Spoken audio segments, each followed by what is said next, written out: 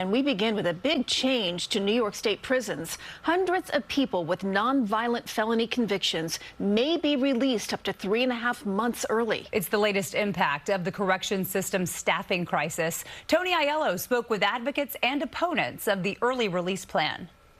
Critics say it's a sign of a corrections system in crisis.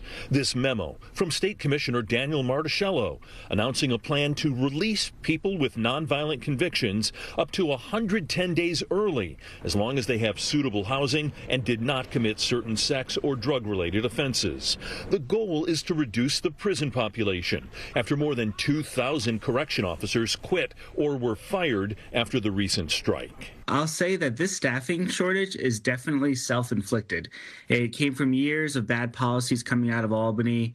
Assemblyman Anil Bipan calls early release a Band-Aid that ignores issues such as inmate violence that contribute to the staffing crisis.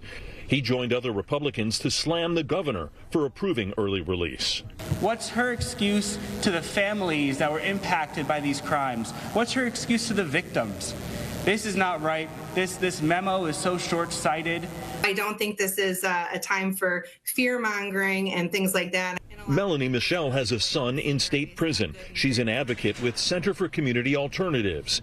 She says early release for a limited number of incarcerated people is a necessary stopgap measure at a time when prisons are struggling to staff programs, recreation, and visitation. They were going to return home anyways. This is just kind of speeding up that process of their reentry into the communities. They're going to still be monitored. In the meantime, hundreds of people recently sentenced to state prison are being held at county jails, including 17 in Westchester, due to the state correction officer shortage. Tony Aiello, CBS News, New York. Advocates for incarcerated people are pushing for big reforms in Albany, including the Second Look Act, which would allow judges to review sentences after 10 years.